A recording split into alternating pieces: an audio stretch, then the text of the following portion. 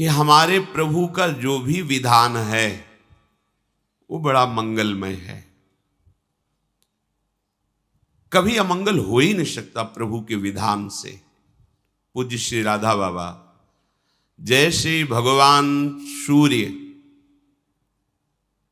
उपस्थित है तो अंधकार ढूंढने पर भी नहीं मिलता, तो हम भगवान सूर्य को अगर ऐसा कहें कि तुम्हारी ताकत हो तो अंधकार करके दिखाओ, तो वो असमर्थ है, क्योंकि वो जब सामने होंगे तो अंधकार टिकेगा ही नहीं।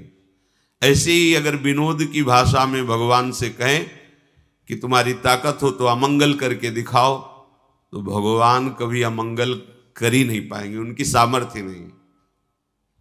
अमंगल हम करते हैं और मंगल भगवान करते हैं। कैसे?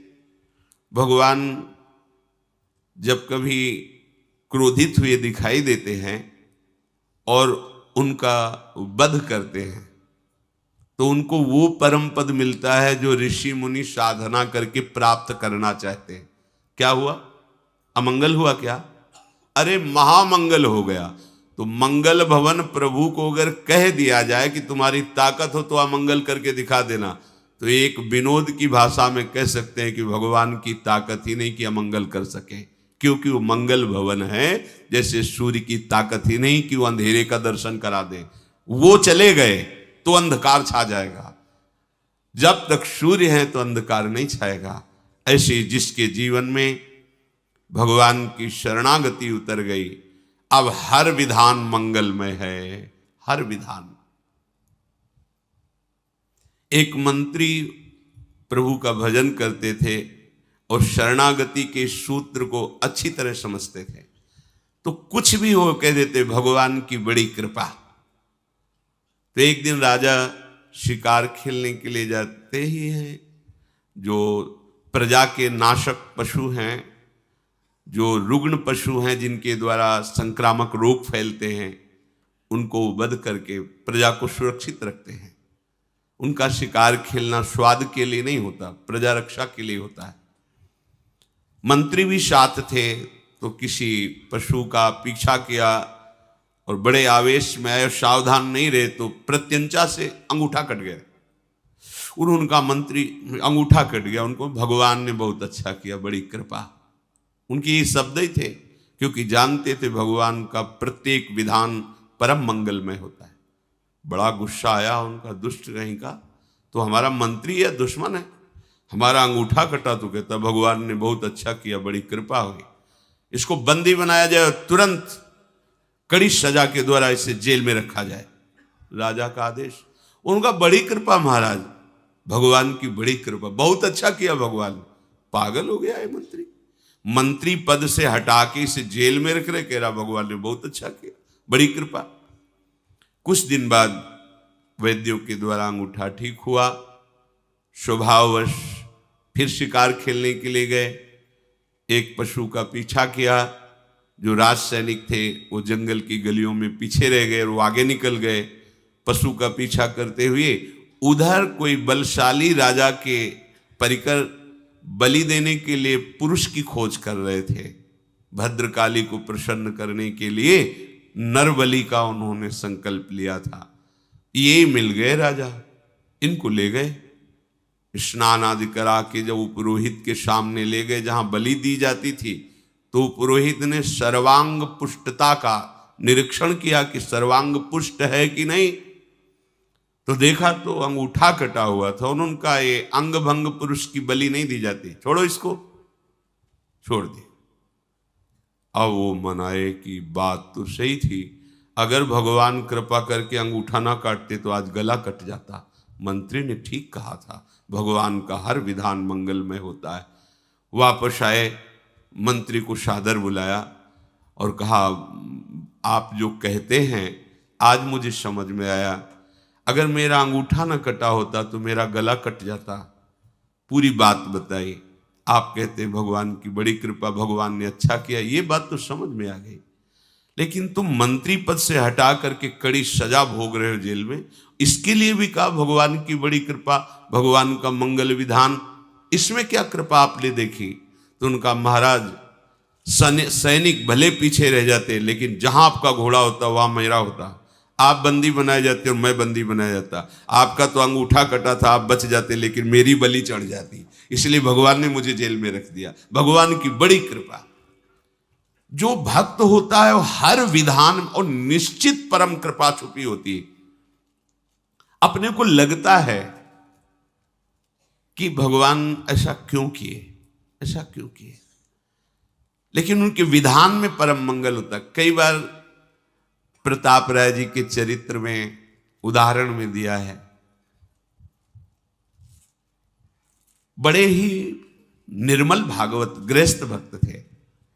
उनके कुल परंपरा में जीवन यापन के लिए एक वृत्ति थी कि जैसे आपको कोई काम है तो आप अपना आभूषण रख जाइए और पैसा ले जाइए, और फिर ब्याज सहित पैसा दे जाइए और आभूषण ले जाइए। महाजन लोग पहले ऐसा करते थे।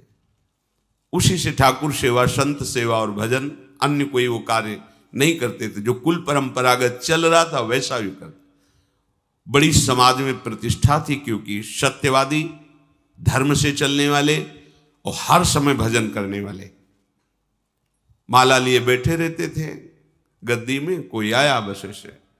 तो जो वहां के काजी थे वो अन्य धर्मावलंबी थे, तो कुछ दुष्ट लोगों ने उनको भड़काया कि इसकी इतनी प्रतिष्ठा हो रही है, इतना मान हो रहा है और धन भी आ रहा है।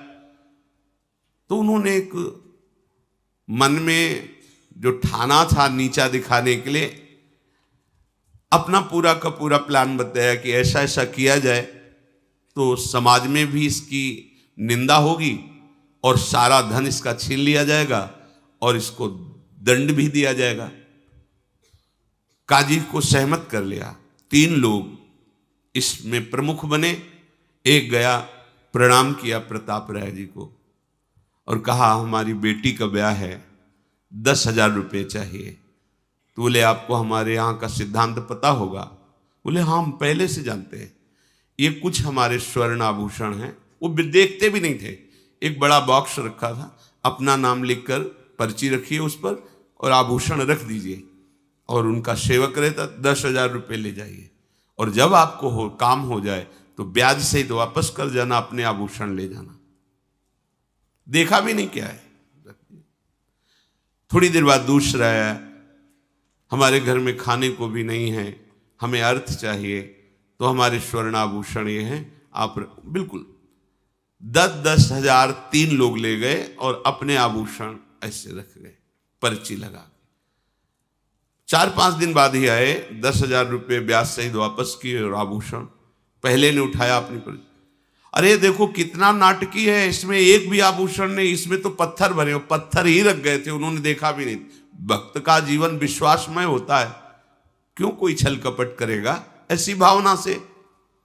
थोड़ी देर में दूसरा गया, थोड़ी देर में तीसरा गया, तीनों ने अरे देखो ये नाटक, हमारा स्वर्णाभूषण हटा करके पत्थर भर के रखा है, हमने तो ब्याज से इसको पैसा दिया, ऐसा। थोड़ी देर में काजी को बुला लिया, काजी ने आतंक मचा दिया। बादशाह से दस्तखत करा करके राज सैनिकों के द्वारा पूरा इनका परिवार बंदी बना लिया गया। इन्होंने अपनी पत्नी को कहा ठाकुर जी लो आभूषण लो, पीछे की खिड़की से भाग जाओ, ये कोई भगवान की लीला हो रही है, हमारे द्वारा तो कोई गलती हुई नहीं। बहुत ही उनको अपमानित किया गया। गांव के लोग समझ गए कि ये पाखंड कर रहा था, भक्ति नहीं कर रहा था। अरे एक आदमी झूठ बोलेगा, 3 आदमियों के साथ, और वो कपटी ठग थे ही। ऐसा होता है, भगवान की बड़ी विचित्र लीला होती है। कभी कभी सत्य को पर्दे में ढक दिया जाता है और असत्य का बोलबाला दिखाई देता है, लेकिन ज्यादा दिन नहीं चलता हो। इनको बंदी बना लिया गया, सारी संपत्ति अपहरण कर ली गई। कुछ लोगों ने कहा कि इनकी पत्नी है और ठाकुर जी के आभूषण और ठाकुर जी के लेकर के वो अपने मायके चली गई। वहां सैनिक भेजे गए, उसको भी बंदी बना कर ठाकुर जी को भी लाकर जहां सब स्वर्णाभूषण जमा किए जाते उस खजाने में ठाकुर जी को भी रख दिया। जब पत्नी पास में ही बंद करके आई और उनको एकांत मिला, तब वो रोने लगे प्रताप राय कि मुझे ये जो अपमान मिला है, बंदी बना लिया गया, मुझे इसका कष्ट नहीं, नाथ मैं आपको प्रगट मानकर आठों पैर सेवा करता था, आपको एक आभूषण की तरह ही खजाने में रख दिया गया, ये मैं सह नहीं पा रहा हूँ। आपको कैसे भोग लगे, आपको कैसे जल पिलाऊं, आपको कैसे शयन कराऊं। प्रभु और दंड जो चाहो दिला दो, पर मुझे ऐसा कुछ संयोग बना दो जिससे आपकी और आर्त भाव से रोने, जे ही रोने लगे ते ही वहीं प्रिया प्रीतम प्रकट हो गए साक्षात। ओह